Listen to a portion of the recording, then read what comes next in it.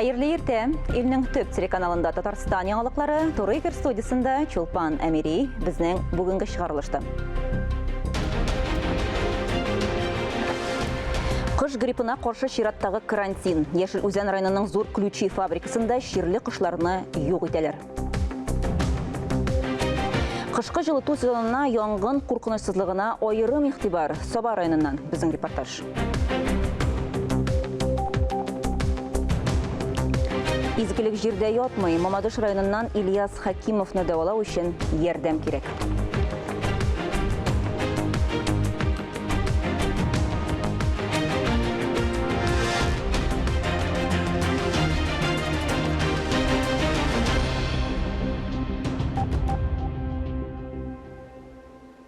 Россия президенты Владимир Путин Ирек Файзуллинны илнең төзелеш һәм торак коммуналь хуҗалыгы министры итеп билгеләү турындагы указга кул куйды.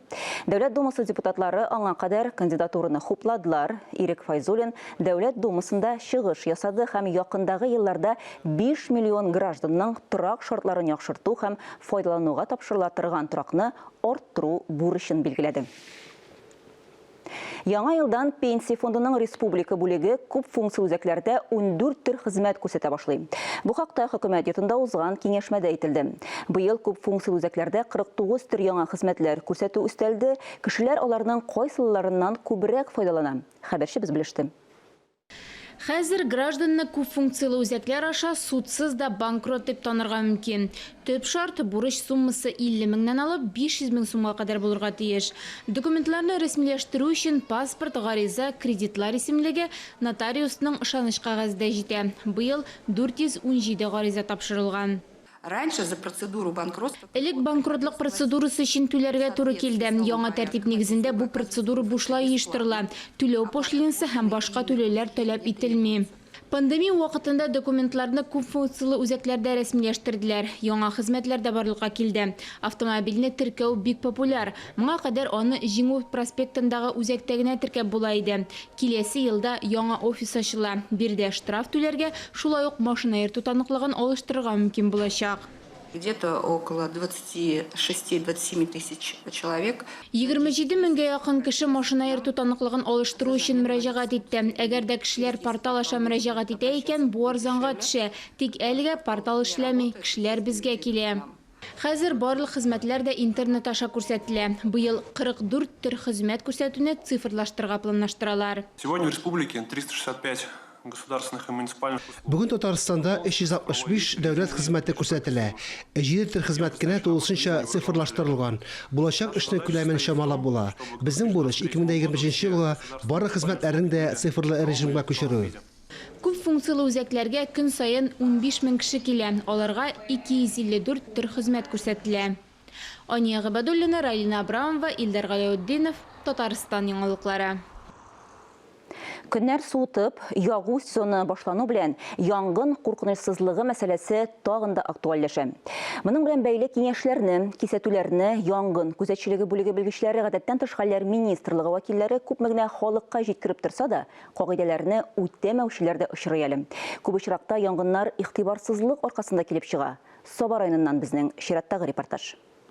Татар Икшермәс авылыннан Тәслимә Гарипова иендә ялгызы гомер кичерә. Атна сайын балаларын монча ягып каршы ала ул. 86 яшьлек әби өчен янгын куркынычсызлыгы кагыйдәләре беренче урында. Мончаны якканнан томалаганчы күзәтү астында тотам инде, кирип китмим. Менә яңа монча җитештеләр, Аллага шөкер, куркынычсызлыгы калдырмадылар, тырыштылар бик. Тормышта янгын белән күзгә-күз очрашканы юк. Алла сакласын дия би. Иендә дә автоном янгын хәбәрен җиткерүче җайланманы урнаштырган. Менә Маргарита бит име? Значит, шли дигән сүз. Менә янып ала. И вакытта эшләп белән аңлатайм. Әлеге җайланма төтен исен вакытында сизеп, янгын куркынычы барлыгын кешел тавыш ярдәмендә вакытында хәбәр итә. Максаты йоклаган кешене уяту, игътибарны җәлеп итү. Районда барлыгы 1800-дән артык йорт хуҗасы урнаштырган. Статистикага күз салсак, соңгы 2 айда районда 5 мунчада янгын чыккан. Барысы да гади кагыйдәләрне үтәмәгәннән. Менә мунчаның безнең основной янгын чыгу сәбәпләре әйтгәндә бер чиракта мунчаның ишеге югые калай гына терәп торган, шул калай авып китеп инде, күмерләр бу якка тәгәрәп төшеп, шуннан янып киткән. әгәрдән төшә калса да күмерләр, пич каршында инде безнең буларга тиеш я притопочный лист дибезне, колай, я менә шушылай итеп инде теге таш белән янмый торган өлеш эшләнелгән буларга тиеш. Теге төшкән күмерләр янып китмәсен өчен, идәнне яндырып җибәрмәсен өчен инде. Мишләрне артык кыздыру, вакытында янгын сүндерү хезмәтенә хәбәр итмәүдә аяныч хәлләргә китергә мөмкин. Иң күп янгын быел Шәмәрдән авыл җирлегендә теркәлгән, барлыгы 7 очрак. 5 янгын Измә авыл җирлегендә булган. Иске-Кишермә янгын сүндерү бүлеге начальнигы Фәнис Сәләхиев командасы 3 янгынны вакытында юк итә. Бер кешенең гомерен саклап калуга ирешкән. Безнең дә шул 17 авылга кергән өйләрдә, хуҗалыкларда инде профилактик чаралар үткәрәбез, организацияларда инде отработка КТПлар үткәрәбез, суларның гидрантларны карап торабыз инде елга 2 тапкыр. Янгынны сүндерүгә караганда булдырмый калу мөһимрәк. Ни дисәң дә карактан кала, уттан калмый. Мин халык иң беренче чиратта инде саклау, таләпләрне үтәү, аннары инде алам сакласын теге төрле чиратлар булырга мажат. Шундый чиратлар булганда үз хуҗалыкларны иминләштерергә кирәк. Һәм инде менә ушак битине пожарчыга какой-то теге сразу уттыртмәгәндә бөтен җирне чолгап алмый, какой-то бер бәләкәй генә җирдән янып китә инде. Ул янып киткән нәрсәне әйтегән шушы датчик сизеп ала да, сезгә хәбәр иткәч, аны тоже кул астында булган әйберләр белән зорга җибәрмичә сүндереп калырга була инде. Шулай ук менә кием белән капларга була, берәр материал белән электр булмаганда, бензин булмаганда су сибергә була инде.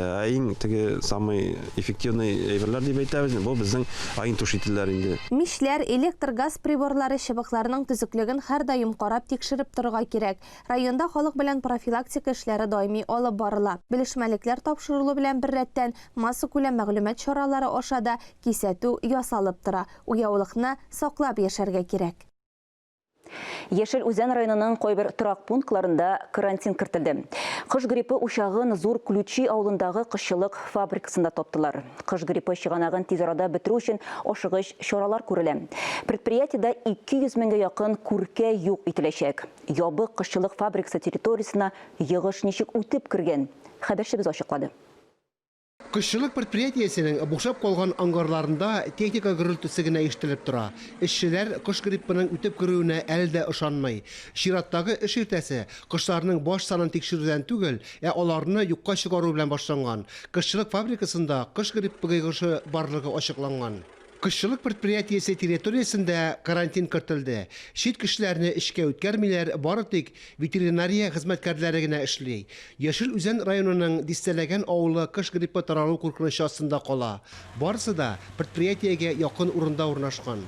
Кара төтен өермәсе бөтен авыл буйлап тарала. Күркәләрне юк итәләр, яндыралар. Кыш гриппы таралу куркынычы булу сәбәпле 175 меңнән артык күркә юк ителәчәк. Фермерлар әйтүенчә, кышлар бер атнайлык үлә башлаган. Йыгыш янәшәдәге күлдәге кыргый үрдәкләрдән күчкән диләр. Монда кыргый кышлар аша эләкте ул безгә. Хәзер теге кышларның бетендә күчмә кышларның ялыякларга кайта торган вакытта ул вируслы регионнардан ялыякларга кайтып бара торган кышлар орнитологлар дип әйтәбез инде специалистларның әйтүе буенча алар безгә республикага утырып ял итәләр икән. Гриппның таралуын булдырмау өчен күркәләрне юк итеп яндырылгач ангарларны дезинфекциялыйлар. Ветеринария белгечләре кыш гриппы таралмасын, зур югалтулар булмасын өчен кышларны ябык урыннарда ныклы контрольдә тотарга кирәк дип кисәтә. Фәнис Мөхәммәтов, Айнур Вәлиәхмәтов, Илдар Галәүддинов, Татарстан яңалыклары, Яшел Үзән районы. 12 ноябрьдә бөтен дөнья сыйфат көне. Шул уңайдан республикада товарларның һәм хезмәтләрнең сыйфаты һәм куркынычсызлыгы мәсьәләләре буенча кайнар линия эшли башлады. Шалтыратулар 13 ноябрьгә кадәр иртәнге сәгать 10-нан 4-кә кадәр кабул ителә. Шулай ук сораулар экранда күрсәтелгән телефон номеры аша кабул ителә. Моннан тыш Казанда яшәүчеләр гигиена һәм эпидемиология үзәгенең кулланучылар өчен консультация үзәгенә дә шалтыратала. Телефон номерын шулай ук экранда күрә аласыз. Киләсе видеозмабыз Мамадыш районыннан 15 яшьлек Ильяс Хәкимов турында. Ул церебраль паралич белән авырый. Даими рәвештә кыйммәтле дәвалану кирәк. Чиратта 90 мең сумлык стоматология хезмәтләре тора. Хәзерге вакытта яшүсмернең тешләрен дәваларга кирәк. Бу максатлар өчен акча җыялар. Ильяска без бергәләп ярдәм итә алабыз, хөрмәтле телевизор караучылар. Сами знаете, какая это боль. Церебраль паралич ауруы Ильяс Хакимовның баш миенә зыян салган. 15 еллык кыска гына гомерендә ул инде 4 операция кичергән. Хәзер аның тешләре белән проблемалары килеп туган. Из-за налета образуются кариесы. Вот надо Тешләрендә кариес авыруы ачыкланды. Бер теше тиешсез урында үскән. Ул нык булса да алдырырга кирәк. Тешләрен дәвалау 90 мең сумга төшә. Клиника Чаллыда урнашкан. Табиблар наркоз белән дәваларга тәкъдим итәләр. Бүгенге көндә Лилия социаль шелтәрләр аша 25 мең сум акча җыйган. Ә вакыт көтми. Лилия улының тешләре каты авырта башлар дип борчыла. Ильяс сөйләшми, үзен ничек тоюын билгеләү дә кыен.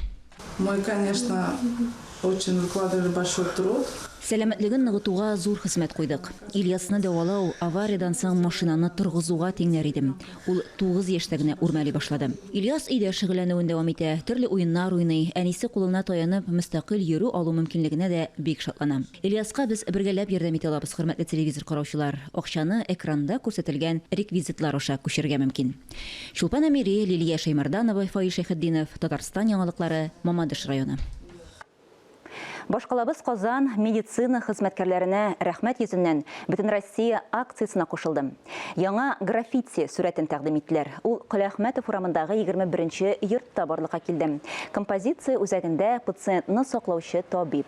Проектның авторы рәссам Озат Шакиров. Табибларга рәхмәт йөзеннән әлеге акция яшь гвардия активистлары тарафыннан бөтен ил буенча уза. Киләчәктә медицина хезмәткәрләренә багышланган башка проектларда гамәлгә ашыр дип көтелә. Актаныш районының сәләтле балалар гуманитар гимназия интернатында тантаналы чара булып узды. Быел сынау аша 5-нче сыйныфка укырга кергән укучыларны гимназия сафларына кабул иттеләр. Әлеге чара гимназия коллективы әтиәниләр өчен дә күркәм бәйрәмгә әйләнде. Актаныш районыннан безнең чираттагы репортаж. Гимназияны күркәм эшләре белән данларга ант итәбез.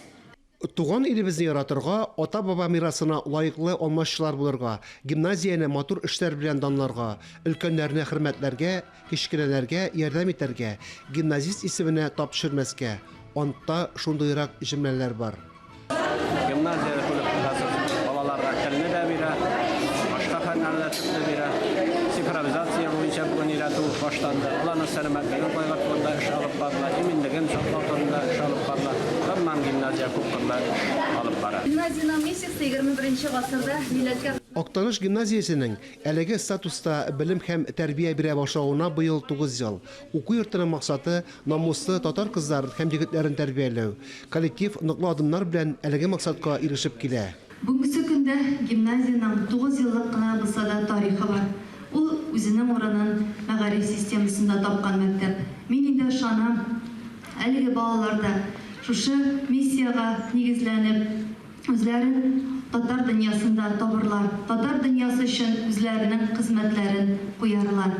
Гимназияны тәмамлаган укучылар төрле юнәлешләр буенча югары йортларында белем алуларын дәвам итәләр. Укучылар, гомумән бөтен гимназистлар, исегездә калдырыгыз. Гимназия сезгә укудан башка нәрсә бирә, барсына да өйрәнегез. Әгәр дә сезгә гимназия программированиегә өйрәтә икән, өйрәнегез. Әгәр дә биергә өйрәтә икән, өйрәнегез. Әгәр дә яңа тел өйрәтә икән, өйрәнегез. Сез күп кырлы шәхес булырга тиешсез. Гимназиядә якташлары мәшһүр җырчы Әлфия Афзалованың истәлеген мәңгеләштергән музей да ачылды. Дәресләргә дә укучылар тәфтиләү көен тыңлап керә. Гимназистлар милли уен коралларында уйнарга өйрәнә. Курайчылар бик күп фестивальләрдә җиңү яулаган Хәзинә бию, Акнур вокаль ансамбльләре бар. Бары тик гыйлемле кешеләргә генә хәзер бик күп игътибар бирелә. Гыйлемгә ия булган кеше генә бик күп бәяләнәчәк хәзерге дөньяда. Актаныш гимназиясендә Татарстан районнарыннан гына түгел, илнең башка төбәкләреннән килгән балалар да укый.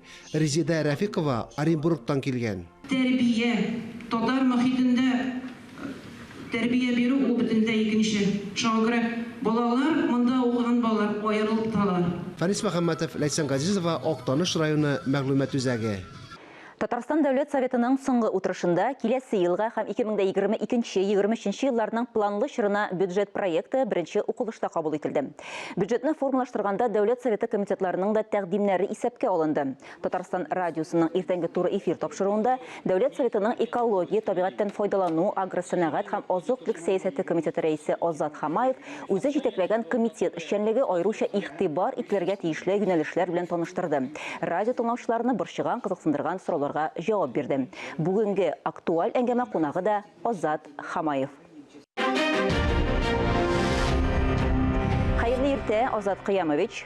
Актуаль әңгәмәбезне күптән түгел Татарстан Дәүләт Советында бюджет проекты кабул ителүеннән башлыйк. Бер тавыштан кабул ителгән бюджет халыкның социаль тормышын яхшырту дигәндә нәрсәләрне күздә тота?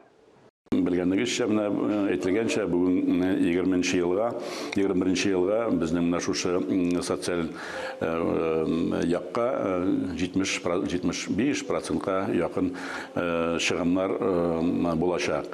Шулай булгач, инде бүгенге көндә бу керә, менә белгәнегезчә, культура, здравоохранение, мәктәпләр барлык бүгенге көндә безнең менә шушы аларны тотарга, аларны үстерүгә һәм аларның анда эшләгән кешеләрнең хаккларын түләргә менә шушындый безнең финанс чыгымнар булачак. Ел үтеп бара, пандемия шартларында төп финанс законын үтәп бетерүдә нинди кыенлыклар килеп туды? Белгәнегезчә, инде безнең менә 20 ел буенча 30 миллиардка якын бүген керемнәр әзрәк булды. Кабул иткән планнан, чөнки бүгенге көндә барсы да тора бит ул эшләгән шушы безнең предприятиялар, организацияларда. Чөнки дәүләтнең аның үзенең акчасы юк. Дәүләт менә шушы бүгенге көндә тора безнең налоглардан һәм бюджетный кергән акчалардан. Чөнки бүгенге көндә нефтяниклар эшләмәсә, машиностроительләр эшләмәсә, авыл хуҗалыгы эшләмәсә, бүгенге көндә кеше хезмәт хакы алмаса, ул безнең акчалар, бу финанслар безнең бюджетка кире әйләнеп кайталар. Пандемия булганда, монда безнең зарплата буенча, бүтән эшләр буенча да эшләребез алга таба бара һәм уйлыйм инде без ел азагында кабул иткән планнарны, программаларны үтәп чыгарбыз дип. Көн күрештәге каты калдыкларны үтәләштерү буенча Татарстан Республикасында нинди максатчан эш алып барыла? Менә хәзер инде яңа федераль закон кабул ителде безнең республика буенча. Бу эшләр белән, бу каты калдыклар белән региональный оператор эшли. Бүгенге көндә бу операторлар безнең киләләр дә, күргәнегезчә, бөтенесен бер машинага салалар да, алып кайтып илтеп бушаталар полигонга. Шулай булгач, менә шушы схемаларны, менә шушы схемага кирәк заводлар, переработка, утилизация заводлар, организациялар төземичә без монда эшләдек дип әйтеп булмый әле. Экологик яктан чиста ашамлыклар җитештерү буенча нинди юнәлешләр бар? Инде менә ишеткәнсездер, бүгенге көндә безнең Россиядә кабул ителде органик чиста ашамлыклар турында. Бездә бүгенге көндә бу закон проектын эшләдек. Без аны хәзер җибәрдек тармакларга, кемнәр белән экспертизага. Алла верса, без бу закон проектын декабрь айында карарбыз дип уйлыйм. Мәгълүм булганча, Иделне чистарту өчен федераль һәм Татарстан күләмендә закон кабул ителде. Идел чистартыла башладымы? Әйтергә кирәк, инде Идел шул менә шушы безнең нигә тармакка карала бер 900-800 миллион, ул 21 елга да 900 миллионнан артык, шуның 500 миллион артыгы безнең Иделне чистарту буенча каралган 21 елга. Аның үзенең программасы бар, аның үзенең һәрбер безнең муниципалитетлар буенча кабул ителгән объектлар бар. Анда инде кайда су эшләре, кайда очистные сооружения. Һәрбер тармак, менә кайсы шушы менә безнең Иделнең пычратуына тәэсир ясый, менә шушы ниләр буенча безнең эшләр буенча менә шушы акчалар каралган. Экология көнкүреш калдыкларын үтилләштерү гомумән сез җитәкләгән комитет белән бәйле сорауларга җавапны белү өчен тамашачылар кайда мөрәҗәгать итә ала? Безгә дә мөрәҗәгатьләргә була, шәһәргә дә мөрәҗәгатьләргә була. Аларның һәрбер менә бүгенге дәүләт органнарында ниләр бар?